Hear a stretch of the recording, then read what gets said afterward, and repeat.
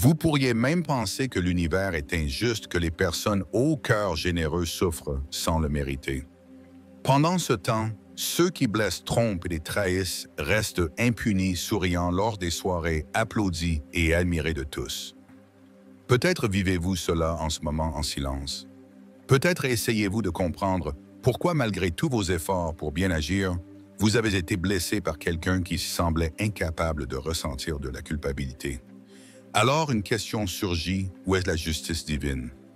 Dans cette vidéo, vous découvrirez quelque chose que vous n'avez peut-être jamais entendu auparavant. Il y a 3 choses que la justice divine silencieuse, invisible et implacable ne pardonne jamais. Si vous avez été victime de l'une de ces 3 choses, sachez que vous n'avez jamais été seul. Il existe un mouvement invisible qui agit en votre faveur. Ce que beaucoup appellent le karma n'est ni une superstition, ni une religion, ni une invention mystique venue d'une culture lointaine. C'est un mécanisme précis, profond et réel qui opère dans l'âme de chaque être humain, même ceux qui jurent ne croire en rien. Aujourd'hui, je vous invite à oublier tout ce que vous avez entendu sur le karma. Que vous y croyez ou non, cela n'a pas d'importance. Tout comme la gravité n'a pas besoin de votre permission pour agir, le karma non plus. Il n'a pas besoin de votre foi. C'est une loi qui fonctionne que vous le vouliez ou non, que vous la compreniez ou non. Imaginez un instant un boomerang invisible. Chaque pensée que vous cultivez, chaque sentiment que vous nourrissez, chaque mot que vous prononcez, chaque action que vous entreprenez, tout cela est projeté dans l'univers comme une force, une fréquence. Et tout, absolument tout revient. Non pas comme une punition, mais comme une conséquence, un écho, une réflexion de ce qui a été envoyé. Carl Jung, ce grand penseur de l'âme humaine, a dit que ce que nous ne confrontons pas en nous-mêmes revient de l'extérieur sous forme de destin. Et qu'est-ce que le karma sinon ce destin façonné par nos actions inconscientes? Qu'est-ce que le karma sinon le reflet direct de ce que nous avons fait, même lorsque nous pensions échapper à toute punition? Avez-vous déjà vu quelqu'un vous blesser et s'en sortir indemne? Avez-vous été témoin de la froideur de quelqu'un qui a menti, manipulé, détruit des liens et qui pourtant continue de sourire comme si la vie récompensait la méchanceté? Peut-être l'avez-vous vu. C'est pourquoi cette vidéo doit exister, car il y a une vérité que peu ont le courage d'exprimer. Le retour du mal ne se manifeste pas d'abord à l'extérieur, il commence à l'intérieur. Il ne détruit pas d'abord le corps, la carrière ou les possessions de celui qui l'a commis. Il commence silencieusement dans l'âme. Quand quelqu'un vous fait du mal consciemment, il ne vous touche pas seulement vous. Il jette du poison dans son propre esprit. Même s'il ne s'en rend pas compte, même s'il continue de collectionner des likes sur les réseaux sociaux, de sourire au monde entier, de dormir paisiblement quelques nuits, le boomerang a déjà été lancé et il a déjà entamé son voyage de retour. La première chose que la justice divine ne pardonnait jamais est la destruction de la confiance, la trahison, la rupture volontaire de ce qui était sacré. Et quand quelqu'un commet cette violence, quelque chose se brise, non seulement chez celui qui a été blessé, mais surtout chez celui qui a causé le mal. Vous êtes peut-être là en ce moment à porter les conséquences de cette douleur. Vous vous demandez peut-être si vous pourrez un jour faire confiance à nouveau. Vous vous sentez peut-être naïf d'avoir trop donné. Mais écoutez ce que je vais vous dire, vous n'avez pas perdu. Ceux qui vous ont trompé sont ceux qui ont perdu. Car en détruisant votre confiance, ils ont détruit une part d'eux-mêmes. Ils ont détruit leur propre capacité à créer des liens authentiques. Et ce type de perte ne se voit pas sur les photos. Elle ne saigne pas à l'extérieur, mais elle s'infecte à l'intérieur. Ces personnes vivent dans un théâtre. Elles construisent des relations sur des bases fragiles et vivent sur la défensive, se méfiant de tout et de tous. Car au fond, elles savent l'obscurité qu'elles portent en elles. Et elles pensent à tort que tous ceux qui les entourent sont comme elles. Elles voient des miroirs là où il y a des personnes. Elles projettent leurs propres ombres sur les autres. Et cela, mon ami, ma chère amie, est une punition bien plus profonde que n'importe quelle sanction que le monde extérieur pourrait infliger. Vous êtes-vous déjà demandé pourquoi certaines personnes semblent toujours entourées de relations superficielles, d'environnements artificiels, de situations vides? Peut-être parce qu'elles récoltent ce qu'elles ont semé. Peut-être parce que le boomerang revient non pas sous forme d'accident de faillite ou de maladie, mais sous forme de solitude déguisée de fêtes sans sens de longues nuits vides, dans des lits trop grands. La justice divine n'arrive pas avec des éclairs. Elle n'apparaît pas comme une punition divine sur la place publique. Elle s'installe dans la vie en silence avec précision. Elle agit entre les lignes dans les rêves qui s'effondrent, dans les liens qui ne tiennent plus, dans l'anxiété sans cause, dans l'insomnie inexpliquée, dans ce sentiment constant qu'il manque quelque chose même quand tout semble en place. Connaissez-vous quelqu'un comme ça qui semble tout avoir mais vit comme si rien ne suffisait? Quelqu'un qui rit fort mais dont les yeux ne brillent pas? Quelqu'un qui a toujours besoin d'être occupé, entouré, distrait, parce qu'il ne supporte pas le silence. C'est le cri de l'âme qui réclame son dû. Jung a dit que ceux qui regardent à l'extérieur rêvent, ceux qui regardent à l'intérieur s'éveillent. Mais qui a le courage de regarder à l'intérieur quand tout ce qu'il y a là-dedans est de l'ombre? Peut-être essayez-vous de comprendre pourquoi vous ressentez encore de la douleur. Pourquoi vous n'avez pas encore réussi à vous débarrasser de ce sentiment d'injustice? Peut-être pensez-vous que vous êtes bloqué, que les autres ont avancé, alors que vous êtes resté en arrière. Mais la vérité est que vous êtes en train de guérir et la guérison prend du temps. L'autre, même s'il semble libre, est emprisonné dans une cellule invisible, celle de sa propre conscience. Et à ce moment-là, les masques tombent. C'est pourquoi le karma est plus qu'une réponse. C'est une révélation. Il ne se contente pas de renvoyer ce qui a été lancé. Il montre qui la personne a toujours été. Il révèle ce qu'elle essayait de cacher aux autres et à elle-même. Vous avez peut-être été une victime, mais cela ne définit pas qui vous êtes. Ce qui vous définit, c'est ce que vous choisissez de faire avec cette douleur. Vous pouvez l'utiliser comme une béquille ou comme un levier. Vous pouvez en devenir l'otage ou la transformer en force. Et le fait que vous soyez ici maintenant à écouter ceci montre déjà que vous choisissez de grandir. C'est pourquoi vous ne devez pas vous précipiter pour voir la justice se faire à l'extérieur. Car la véritable justice commence à l'intérieur et elle a déjà commencé. Dans cette vidéo, vous comprendrez qu'il y a une perfection dans le fonctionnement de l'univers, une synchronisation divine entre ce que nous offrons au monde et ce que le monde nous rend. Il y a 3 attitudes qui, une fois commises, ouvrent un cycle que l'âme elle-même exige de payer, peu importe combien on essaie d'y échapper: la trahison consciente, la distorsion de la vérité et la destruction du sens de la vie d'autrui. Ces 3 actions ont des conséquences invisibles mais dévastatrices et vous les découvrirez chacune en profondeur. Vous comprendrez que la justice divine n'est pas une question de punition mais d'équilibre. Ce n'est pas une question de vengeance mais d'éveil. Et si vous avez déjà souffert de l'une de ces 3 blessures, alors cette vidéo est faite pour vous. Mais maintenant, répondez-moi avec votre cœur. Croyez-vous vraiment que quelqu'un peut détruire l'âme d'un autre être humain et s'en tirer sans conséquence? Croyez-vous que la méchanceté ne laisse aucune trace, que les actions les plus cruelles ne reviennent pas? Que l'univers est aveugle à ce point? Je ne le crois pas. C'est pourquoi je vous invite à continuer avec moi, car dans la prochaine partie, nous plongerons dans la première de ces 3 blessures impardonnables, la trahison qui détruit la confiance et emprisonne le traître dans une solitude sans fin. Vous comprendrez comment cet acte ouvre une brèche irréparable dans l'âme et comment la justice divine commence à agir dès l'instant où la clé de la confiance est brisée. Préparez-vous, car la vérité que vous êtes sur le point d'entendre pourrait changer à jamais votre perception de ce qui vous est arrivé, et plus encore, elle pourrait vous libérer. Vous souvenez-vous de la dernière fois où vous avez pleinement fait confiance à quelqu'un? Peut-être était-ce un ami d'enfance, un compagnon de route, un amour qui semblait sûr ou même un membre de votre famille. Cette confiance silencieuse que nous offrons lorsque nous sentons que nous n'avons plus besoin de nous protéger, un geste simple mais profond, comme laisser la porte entrouverte, comme pour dire « Entre, tu es en sécurité ici ».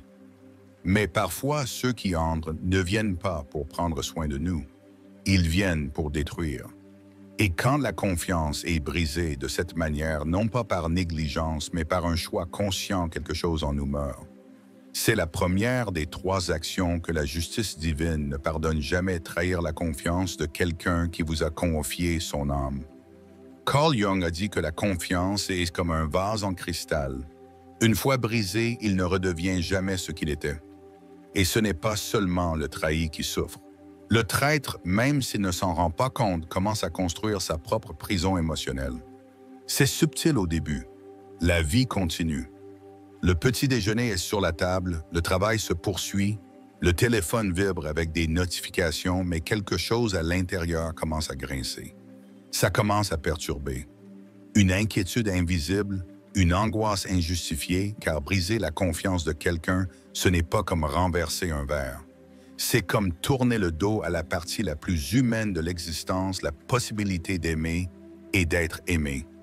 J'ai rencontré une femme il y a des années qui, à 50 ans, m'a confié quelque chose qu'elle n'avait jamais dit à personne. Son mari avait brisé sa confiance lorsqu'elle avait le plus besoin de lui. Elle suivait un traitement contre le cancer vulnérable dépendante et il a simplement disparu. Il a dit qu'il avait besoin de respirer. Et il a respiré, oui, mais loin d'elle avec quelqu'un d'autre, pendant qu'elle luttait pour sa vie. Son corps a guéri, mais pas son âme, pas de la même manière. Elle m'a dit, la douleur n'était pas seulement la trahison. C'était parce que je lui avais donné la partie la plus délicate de moi-même et il l'a piétinée comme si c'était un déchet. Et le plus curieux, c'est qu'il n'a jamais demandé pardon. Au contraire, il s'est justifié, il a dissimulé, il a continué sa vie. Mais elle savait, et au fond lui aussi, que ce qu'il avait détruit n'était pas seulement le sien, mais aussi le sien propre. Celui qui détruit la confiance d'autrui détruit peu à peu sa propre paix. Il commence à voir le monde à travers des yeux voilés par une culpabilité qu'il refuse d'admettre. Il voit des menaces là où il n'y en a pas. Il voit de la trahison là où il y a de la sincérité. Il rit mais ne ressent rien. Il embrasse mais ne se livre pas. Car un cœur qui trahit apprend à se protéger de sa propre ombre. Mais le prix à payer est lourd, ne plus jamais se sentir entier. Vous l'avez peut-être ressenti aussi. Ce n'était peut-être pas une trahison amoureuse. Peut-être était-ce un ami de toujours qui, lorsque vous aviez le plus besoin de lui, a choisi la voie la plus facile et vous a tourné le dos. Peut-être était-ce un frère, un partenaire, une fille. Et peu importe le temps qui passe, la douleur qui reste ne vient pas de la scène elle-même, mais de la rupture invisible de la confiance. Et voici le dilemme: comment vivre dans un monde où faire confiance semble dangereux? Comment ouvrir à nouveau son cœur après avoir été blessé par quelqu'un que vous n'auriez jamais imaginé capable de cela? Ce que peu de gens vous disent et ce que vous devez savoir, c'est que le problème n'a jamais été vous. Votre capacité à faire confiance n'est pas une faiblesse, c'est une force rare. C'est la marque de ceux qui croient encore en la bonté humaine, ceux qui n'ont pas laissé leur cœur s'endurcir. Et oui, vous avez été blessé, mais cela ne vous rend pas moindre. Au contraire, vous avez aimé sincèrement. Vous avez fait confiance de tout votre cœur, et c'est quelque chose qu'aucun traître ne comprendra jamais.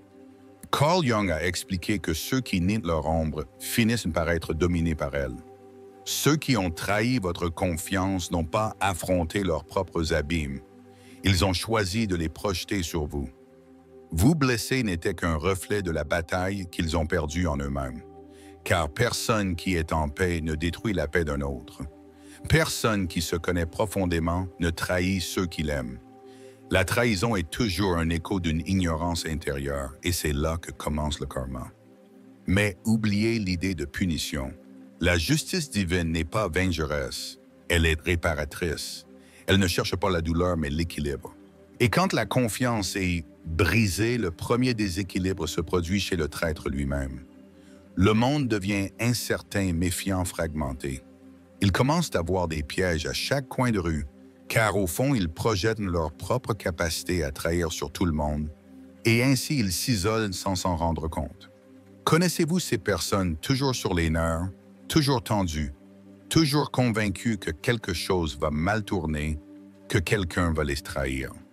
Souvent, elles ne sont pas victimes de la vie. Elles sont victimes d'elles-mêmes, de leurs propres actions non intégrées, jamais affrontées avec honnêteté, et pour cette raison, elles grandissent comme des fantômes intérieurs envahissant l'esprit et le cœur. Avez-vous déjà rencontré quelqu'un comme ça? Quelqu'un qui semble avoir désappris à faire confiance, qui ne peut plus s'ouvrir, qui vit entouré de gens mais ne se connecte jamais vraiment avec personne. Ces personnes ont souvent été le bourreau de quelqu'un dans le passé et maintenant elles récoltent la solitude qu'elles ont semée.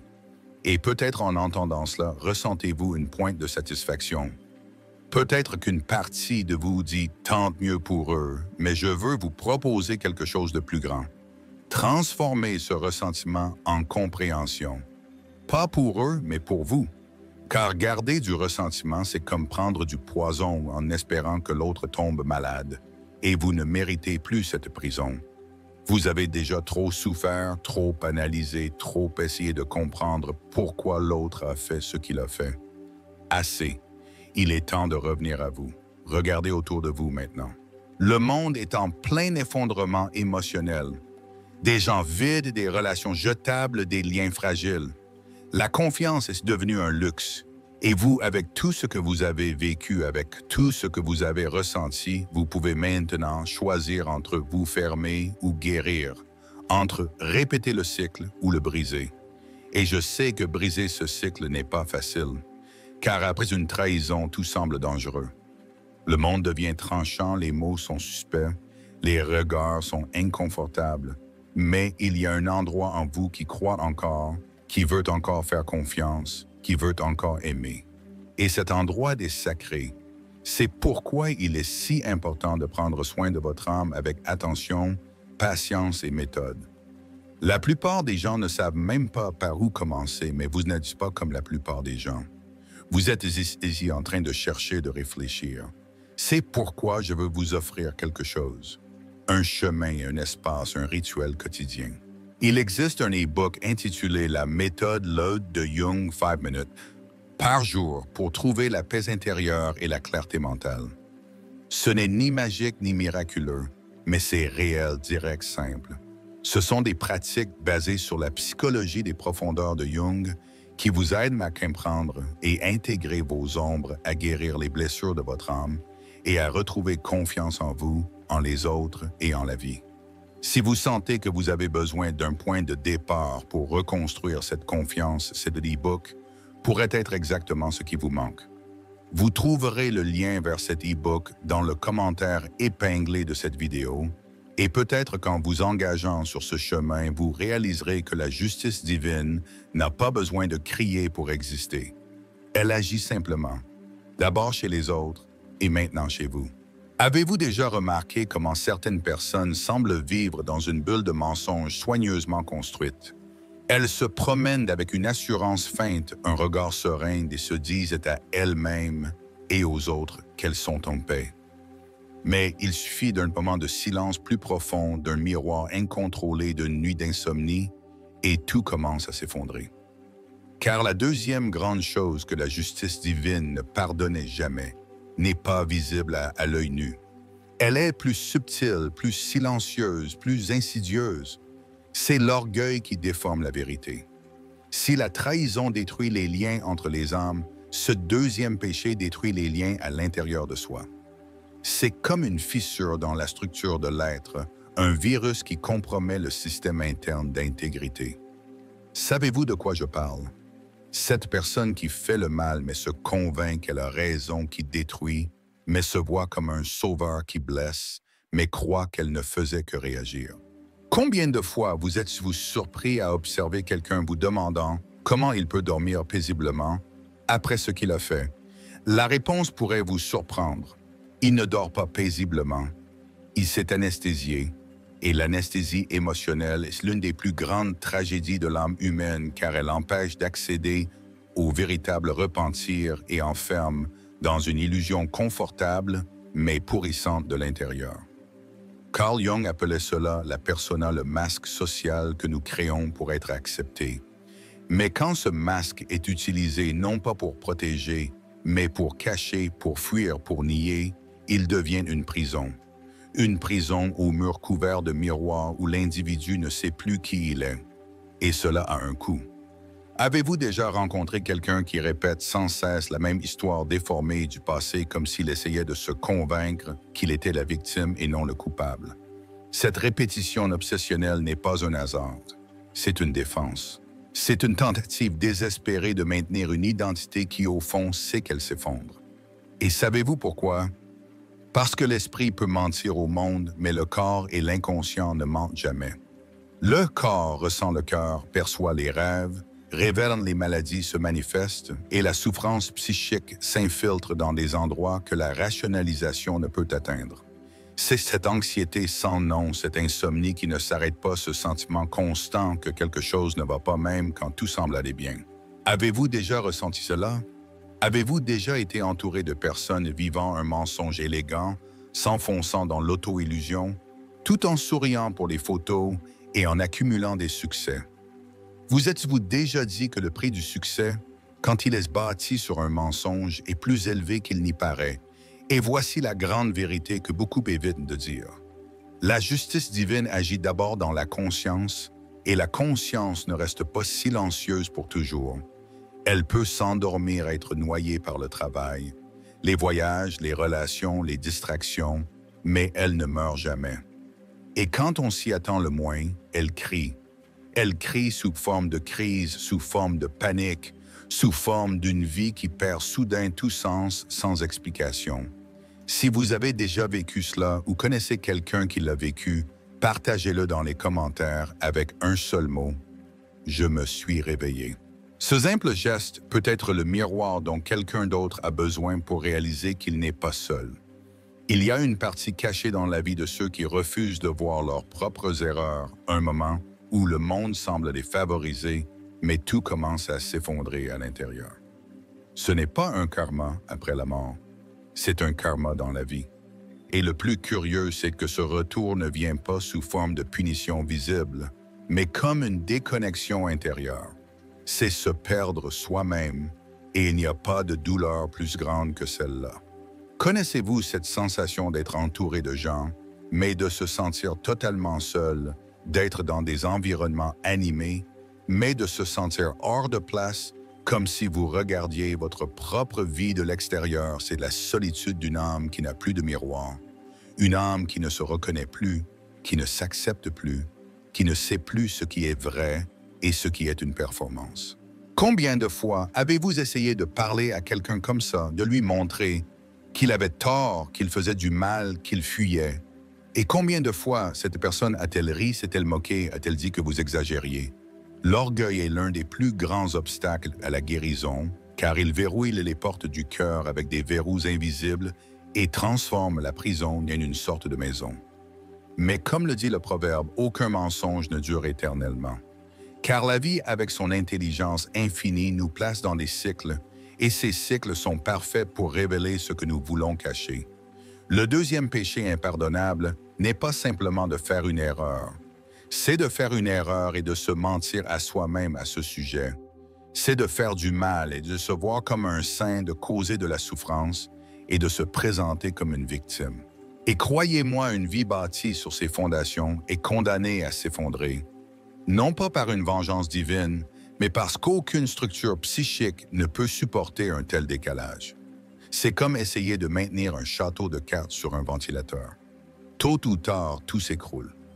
Pensez à ces figures publiques qui, pendant des années, ont maintenu une image impeccable au-dessus de tout soupçon jusqu'à ce qu'un détail glisse, un scandale, une phrase, un choix, et tout est exposé au monde.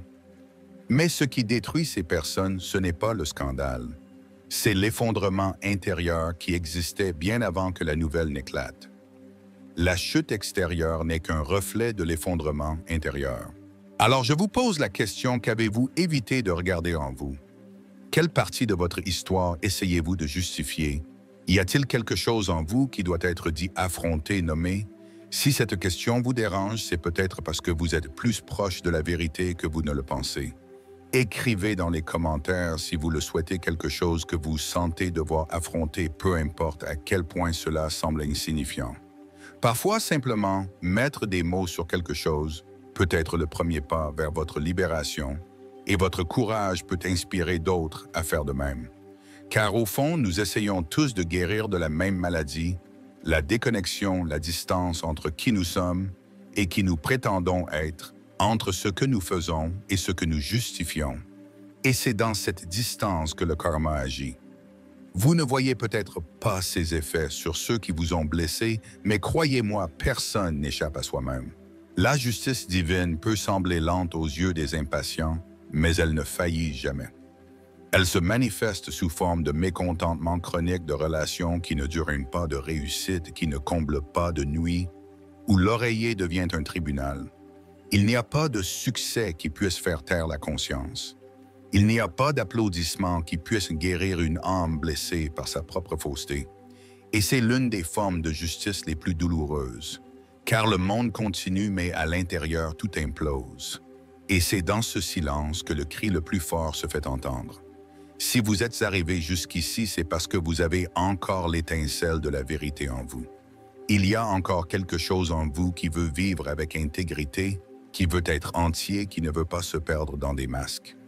Et c'est beau, rare et fort. Que votre douleur ne soit jamais une excuse pour faire du mal. Que votre histoire ne soit pas déformée pour correspondre à un récit confortable. Ayez le courage d'être qui vous êtes même si cela fait mal. Et si vous vous êtes déjà menti à vous-même, sachez qu'il est toujours temps de faire demi-tour. Il est toujours temps de reconstruire. Mais vous devez commencer maintenant. La justice divine ne punit pas. Elle révèle. Et quand la vérité éclate, il n'y a plus de sens à fuir. Vous devez vous arrêter, regarder à l'intérieur et enfin vous éveiller. Avez-vous déjà remarqué comment certaines personnes semblent prendre plaisir à éteindre la lumière des autres?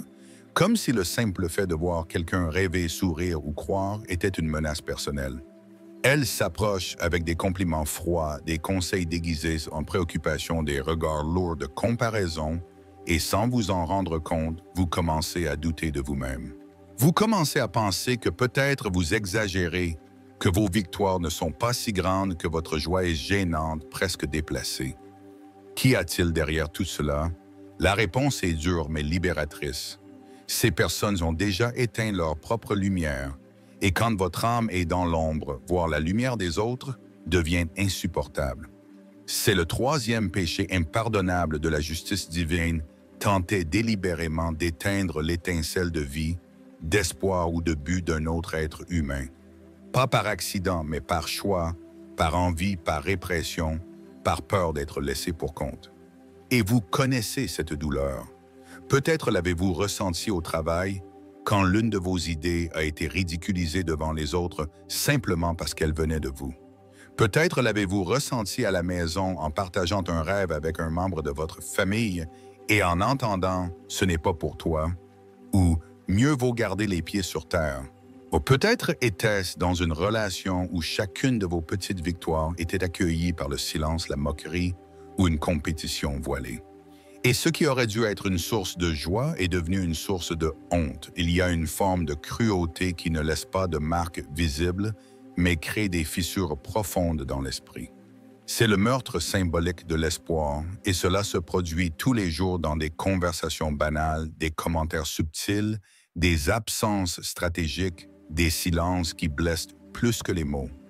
Une étude menée par l'Université de Stanford a montré que parmi plus de 8000 personnes suivies pendant 10 ans, celles qui rapportaient le plus de difficultés à exprimer leur joie devant les autres, par peur d'être jugées, critiquées ou sabotées, présentaient également les taux les plus élevés d'anxiété, de blocage créatif et de sentiments d'inadéquation sociale.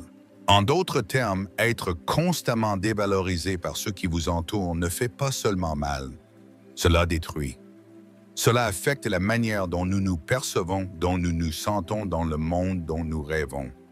Et avec le temps, si nous ne faisons pas attention, nous commençons à intérioriser ces voix extérieures comme si elles étaient les nôtres. Nous nous sabotons avant même d'essayer quelque chose de nouveau. Nous ne nous permettons pas de briller, de célébrer, de croire. Combien de rêves avez-vous enterrés parce que quelqu'un vous a dit qu'ils étaient trop grands pour vous? Combien de fois vous êtes-vous réduit dans un environnement pour ne pas déranger? Combien de fois vous êtes-vous convaincu que ce n'était pas le bon moment, alors qu'en réalité le moment était venu, mais la peur du regard des autres vous a paralysé? C'est la spécialité de ceux qui éteignent la lumière. Ils n'ont pas besoin d'élever la voix. Ils n'ont pas besoin de vous humilier. Ils ont juste besoin de semer le doute en vous et le reste, vous le faites vous-même. Mais voici ce que presque personne ne vous dit. Ceux qui tentent d'éteindre la lumière des autres étouffent en réalité les dernières traces de chaleur qui restent en eux-mêmes. Car quand vous êtes en paix avec vous-même, voir les autres briller est une source d'inspiration, pas une menace. Ce sabotage n'est pas à propos de vous. Il est à propos d'eux. Il est à propos de la douleur non résolue qu'ils portent, de leurs rêves abandonnés, du courage qu'ils n'ont jamais eu. Le problème, c'est que lorsque nous sommes touchés par cela trop tôt, dans l'enfance, la jeunesse, les phases vulnérables, nous grandissons avec l'impression que briller est dangereux, que se démarquer attire la jalousie, que le bonheur est un défi lancé au destin. Et nous commençons à vivre dans la retenue comme si la vie était un champ de mines, où exprimer de l'enthousiasme était imprudent. Mais laissez-moi vous raconter une histoire vraie. En 1944, une professeure de musique dans une école publique de New York a remarqué qu'une de ses élèves, âgée de seulement 9 ans, avait une voix extraordinaire. Lorsqu'elle l'a félicitée en public, la fillette a haussé les épaules et baissé la tête. La professeure a demandé « Pourquoi es-tu gênée ?» La fillette a répondu « Ma mère dit que quand on pense trop bien de soi, quelque chose de mauvais arrive. » Cet enfant était Mariah Carey, qui deviendrait plus tard l'une des plus grandes chanteuses de la planète. Mais il lui a fallu des années pour accepter sa propre voix, des années pour comprendre que briller n'est pas un péché, qu'il n'y a pas de vertu à atténuer sa propre lumière pour mettre les autres à l'aise dans l'obscurité. Vous reconnaissez-vous dans cette histoire? Avez-vous déjà senti que chaque fois que vous essayez d'être heureux, quelqu'un venait d'assombrir votre ciel? Si c'est le cas, écrivez le mot « réveil » dans les commentaires maintenant. Écrivez-le en majuscule si vous voulez, comme un symbole de renaissance, comme un engagement public envers votre propre lumière, car il y a du pouvoir à s'en emparer et vous pouvez être le point d'un mouvement silencieux, mais puissant parmi tous ceux qui vous regardent en ce moment. Le monde a besoin de plus de personnes qui ont le courage de briller, même si cela dérange les autres. Savez-vous pourquoi? Parce que ceux qui éteignent la lumière sont partout, mais ils n'ont jamais été la majorité. Ils sont bruyants, envahissants, parfois trop proches, mais ils n'ont jamais été la majorité. Le monde est encore plein de bonnes personnes qui encouragent les autres, qui se réjouissent du bonheur d'autrui, qui se sentent inspirés et non menacés par la lumière des autres. Le problème, c'est que les saboteurs sont souvent plus proches. Ils font partie de notre cercle familial, de vieilles amitiés, de relations toxiques qui ont duré trop longtemps. Et c'est pourquoi cela fait si mal, car quand cela vient d'un étranger, vous pouvez vous protéger. Mais quand cela vient de quelqu'un que vous connaissez, cela pénètre les recoins les plus profonds de votre âme. Mais voici le détail le plus important de tous: la justice divine voit tout et qu'elle ne se contente pas de voir, elle agit. Ceux qui tentent de détruire le but d'une autre personne devront tôt ou tard affronter leur propre manque de but. Ceux qui sabotent l'espoir de quelqu'un finiront par marcher sans direction. Ceux qui effacent les sourires récoltent le silence. Et la partie la plus tragique, ceux qui volent l'éclat d'un autre perdent leur propre reflet. Car l'univers est un système de miroirs. Et tout ce que nous faisons aux autres, nous le faisons à nous-mêmes. Et ne vous y trompez pas. Ce retour ne se produit pas seulement sur un plan spirituel. La science a déjà montré que les personnes vivant dans l'envie et le ressentiment présentent des taux plus élevés de maladies auto-immunes, de déséquilibres hormonaux et de troubles du sommeil. Le corps fait littéralement payer un prix à ceux qui vivent intoxiqués par le désir d'effacer les autres. Et vous continuerez-vous à vivre dans l'ombre? Continuerez-vous à demander la permission d'être vous-même? Ou est-il temps de briser ce cycle de silence et de recul et de prendre enfin la place qui vous revient de droit? Car, et c'est important, briller ne signifie pas être meilleur que les autres, c'est être entier. Être entier dans vos rêves, dans votre foi, dans votre rire, dans votre identité, dans votre mission. Briller est un acte de courage et en ces temps de grande obscurité émotionnelle, c'est aussi un acte de générosité. Vous n'avez pas à justifier votre bonheur. Vous n'avez pas à vous cacher parce que vous avez surmonté quelque chose de difficile. Vous n'avez pas à vous taire pour ne pas déranger.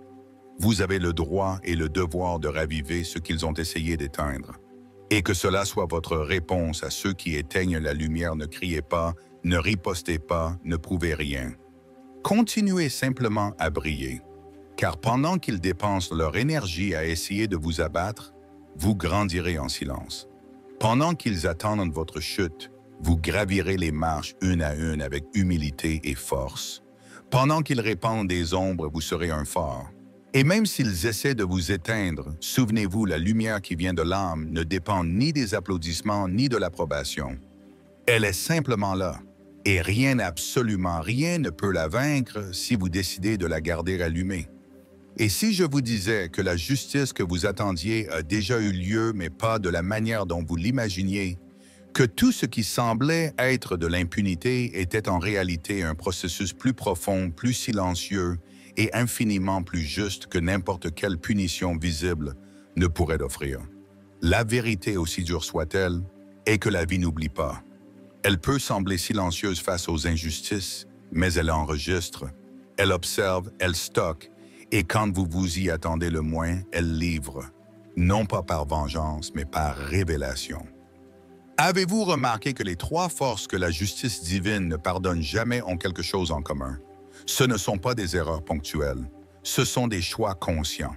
Ce sont des attitudes nées d'un mouvement interne froid, une décision de blesser, de rabaisser, de se placer au-dessus de la vérité et de l'intégrité.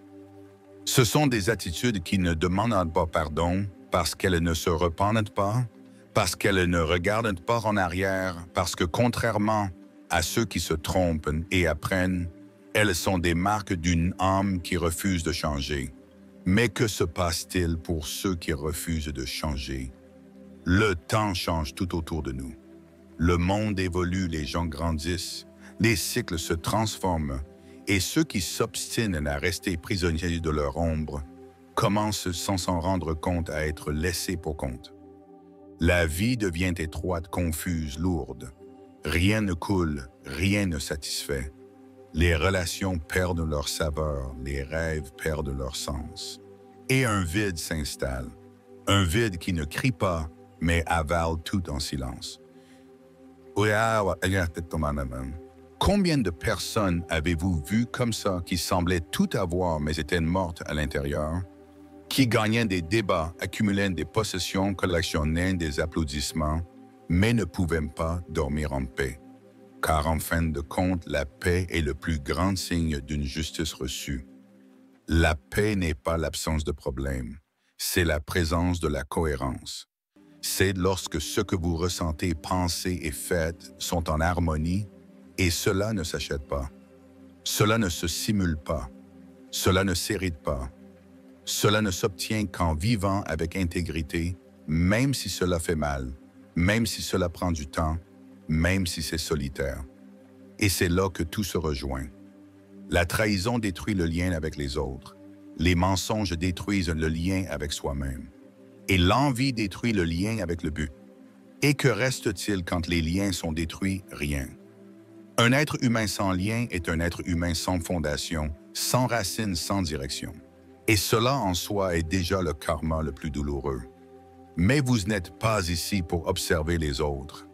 Vous êtes ici parce que vous voulez comprendre votre propre chemin, parce que quelque chose en vous refuse de se contenter du rôle de victime, même si vous avez été blessé.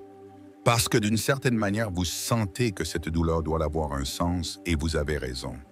Votre douleur est réelle, mais elle n'a pas à être définitive. Elle peut être une transition, un catalyseur, le début d'un nouveau cycle. Car la justice divine ne concerne pas seulement ce qui arrive à ceux qui se trompent. Elle concerne aussi et surtout ce qui arrive à ceux qui choisissent de ne pas rendre l'appareil. Vous avez choisi de ne pas blesser en retour.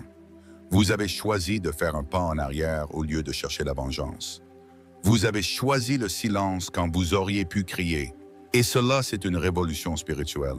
Saviez-vous que selon des études publiées par la Harvard Medical School, les personnes qui choisissent consciemment de ne pas agir par vengeance se remettent jusqu'à 68% plus rapidement d'un traumatisme interpersonnel que celles qui nourrissent le désir de se venger. La science sait déjà ce que Jung pressentait. Il y a des décennies, le pardon n'est pas pour l'autre. Il s'agit d'arrêter l'hémorragie intérieure. Mais pardonner ne signifie pas oublier. Cela ne signifie pas inviter l'autre à revenir dans votre vie. Cela ne signifie pas s'exposer à la répétition. Pardonner, en réalité, c'est dire « Je refuse de porter cette douleur qui n'est pas la mienne. Je lâche prise. J'avance. » Et c'est ce qui effraie le plus ceux qui vous ont blessé, voir que vous avez fleuri malgré tout, voir que vous n'avez pas abandonné, que vous croyez encore, que vous aimez encore, que vous rêvez encore. Car au fond, ceux qui ont essayé de vous effacer ne s'attendaient jamais à ce que vous brilliez à nouveau. Et peut-être ne le savez-vous pas, mais vous brillez déjà. Vous êtes ici en train de réfléchir, de reconstruire. Cela en soi est la justice en mouvement. Il est important de dire que tout le monde ne comprendra pas votre processus. Certains se moqueront, d'autres douteront, mais cela n'a pas d'importance. Car la plus grande preuve que vous avez gagné est le silence que vous ressentez à l'intérieur pendant que le monde extérieur continue de crier. Ceux qui ont trahi, qui se sont mentis à eux-mêmes, qui ont détruit les autres, vivent peut-être maintenant exactement comme ils le voulaient, libres, riant apparemment bien. Mais ne vous y trompez pas. Les apparences ne sont que la surface. Et la surface, comme vous le savez déjà, est trompeuse. À l'intérieur, le temps est implacable.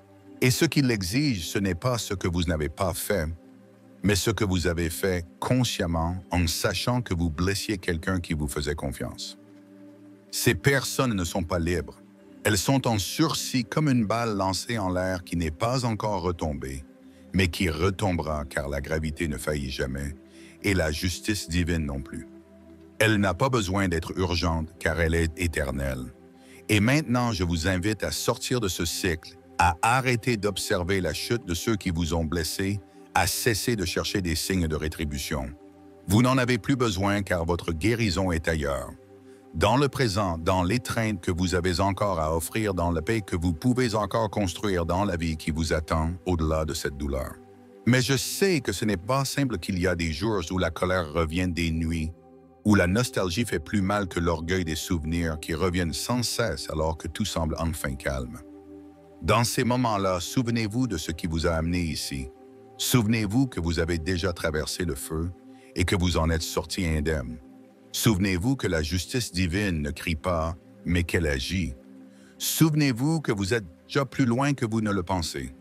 Et maintenant, le moment est venu de faire un pas conscient vers votre reconstruction totale. Non pas pour oublier ce qui s'est passé, mais pour en faire le fondement de votre nouvelle force. Dans les prochaines minutes, vous aurez accès à un guide pratique et détaillé pour mettre en pratique tout ce que vous avez appris jusqu'à présent, un chemin vers une reconstruction personnelle, émotionnelle et spirituelle. Il est temps d'agir. Il est temps de transformer la douleur en direction et le silence en force, car ce voyage ne fait que commencer. Vous avez entendu beaucoup de choses dans cette vidéo. Vous avez ressenti encore plus, car lorsque l'âme écoute, le corps ressent. Et peut-être maintenant, après tout ce cheminement, vous vous demandez « Que fais-je de tout ce que j'ai appris ?» Car la connaissance qui ne touche pas la vie n'est pas de la sagesse, c'est juste de l'information.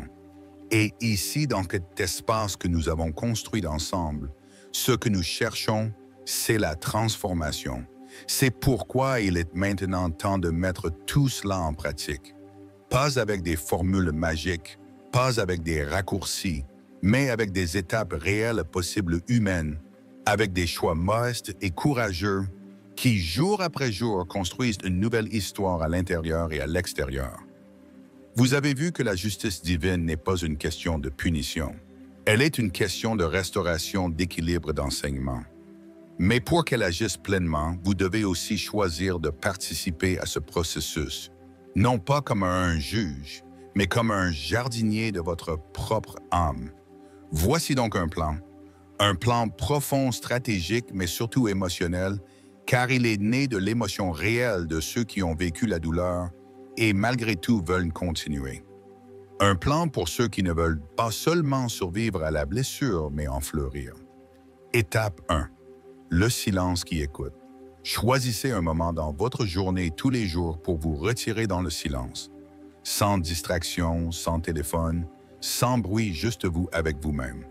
5 minutes suffisent. Ce moment sera votre temple personnel, non pas pour chercher des réponses immédiates, mais pour écouter ce qui vit en vous. Parfois, c'est de la douleur, parfois de la fatigue, parfois de la gratitude, de la colère ou de la nostalgie. Quoi que ce soit, accueillez-le. Le silence qui écoute est la première porte vers la vérité intérieure. Étape 2, la parole qui libère. Prenez un papier et un stylo. Écrivez sans filtre, sans réviser, sans vous soucier de l'esthétique. Écrivez pour vous libérer, pour comprendre, pour nommer ce que vous ressentez. Carl Jung a dit que ce qui n'est pas amené à la conscience se manifeste sous forme de destin. Et écrire est l'un des moyens les plus efficaces de mettre en lumière ce qui était caché. Mettez sur papier ce qui vous fait encore mal, ce qui vous retient encore, ce que vous savez déjà, que vous devez lâcher, mais que vous hésitez encore à libérer. Et après avoir écrit, lisez à voix haute. Vous serez surpris par la puissance d'entendre votre propre vérité exprimée. Étape 3, le non qui protège. Commencez à dire non là où vous disiez oui par peur. Non à ce qui vous épuise, non à ce qui vous diminue, non aux relations qui vous vident, non aux répétitions que vous comprenez déjà, mais que vous continuez à alimenter. Chaque non que vous dites à ce qui vous détruit est un oui que vous vous donnez à vous-même. Et c'est l'un des plus grands actes de guérison qui soit. Étape 4, le oui qui élargit. Maintenant que vous savez ce que vous ne voulez plus, il est temps de découvrir ce que vous voulez construire. Réactivez vos rêves, oubliez vos désirs endormis, les projets laissés dans un tiroir. Choisissez une chose, une seule, et faites un pas concret. Cela n'a pas besoin d'être grandiose. Cela doit être sincère. Un cours, une promenade, une excuse, un livre, une rencontre, un nouveau départ. Tout mouvement qui vous rapproche de votre vérité. Faites ce pas consciemment, en respectant votre temps, mais faites-le. Le karma se transforme en action consciente. Étape 5, la vigilance du cœur. À partir de là, vous remarquerez quelque chose de curieux. Le monde ne change pas quand vous changez. Il réagit, et pas toujours gentiment. Certaines personnes peuvent s'éloigner des critiques, peuvent surgir des doutes, peuvent apparaître. Mais souvenez-vous, ce n'est pas un signe que vous avez tort. C'est un signe que vous évoluez. C'est pourquoi vous devez garder votre cœur. Ne vous laissez pas contaminer par les anciens schémas. Ne tombez pas dans les mêmes pièges émotionnels. Et si vous tombez, ce n'est pas grave. Relevez-vous. Recommencez. La transformation n'est pas une ligne droite. C'est un chemin en spirale. Parfois, vous revenez à d'anciens endroits, mais ils sont différents quand vous arrivez. Étape 6. La grâce de ne pas savoir.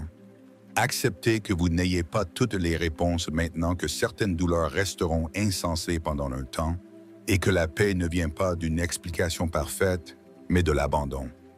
Apprenez à vous reposer dans le « je ne sais pas », car c'est dans ce vide fertile que naissent les plus grandes révélations. Ce qui compte, c'est que vous avancez, et la vérité est que personne ne marche dans l'obscurité pour toujours. La lumière vient, elle vient toujours. Et quand elle arrivera, vous la reconnaîtrez, c'est vous qui l'avez allumée. Étape 7. Le cercle de lumière. Enfin, créez autour de vous un environnement qui reflète ce que vous voulez être. Cela inclut les gens, le contenu, les habitudes, les conversations. Faites des choix plus sages, non pas parce que vous pensez être supérieur, mais parce que vous savez combien il est difficile de rester entier.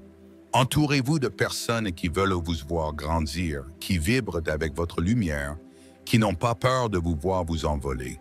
Et surtout, soyez cette personne pour les autres aussi. La vie est un miroir et quand vous commencez à briller, vous devenez inévitablement une source de lumière pour ceux qui sont perdus dans l'ombre. C'est le plan réel humain possible. Cependant, si vous sentez que vous avez besoin de plus de soutien, de plus de clarté, de plus de structure pour continuer ce voyage consciemment, il y a quelque chose qui pourrait être votre prochaine étape, l'e-book La méthode Lude de Jung, 5 minutes par jour pour trouver la paix intérieure et la clarté mentale. Ce matériel a été créé à partir des idées de Jung, mais adapté aux vies de ceux qui ressentent, qui souffrent, qui cherchent dans la peine. Ce sont des pratiques qui s'intègrent à votre temps, à votre routine, à votre réalité. Car la transformation ne se produit pas par de grandes révolutions.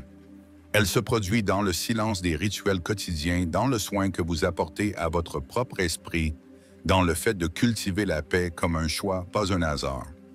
Si vous souhaitez découvrir cet e-book, vous le trouverez dans le commentaire épinglé de cette vidéo. Lisez-le calmement avec attention, comme si vous faisiez face à une carte, car il pourrait être le guide qui vous manque pour avancer plus sereinement, avec plus de conscience, avec plus de pouvoir de choix. Et maintenant, je voudrais vous faire une invitation sincère. Si vous avez senti que ce contenu vous a touché, vous a aidé d'une certaine manière à allumer quelque chose, en vous abonnez-vous à cette chaîne Plénitude d'âme réfléchie. Ici, nous n'offrons pas de réponse toute faite. Nous avançons ensemble. Nous allons en profondeur. Nous cherchons du sens dans un monde qui crie pour se distraire. Aimez cette vidéo si elle vous a touché. Commentez même si ce n'est qu'un seul mot, même anonymement. Partagez ce que vous avez ressenti, ce qui vous a fait mal, ce que vous avez compris. Car lorsque nous partageons, nous guérissons collectivement.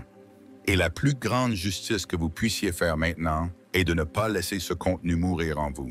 C'est d'agir, de vivre, de fleurir malgré tout, et vous avez déjà commencé.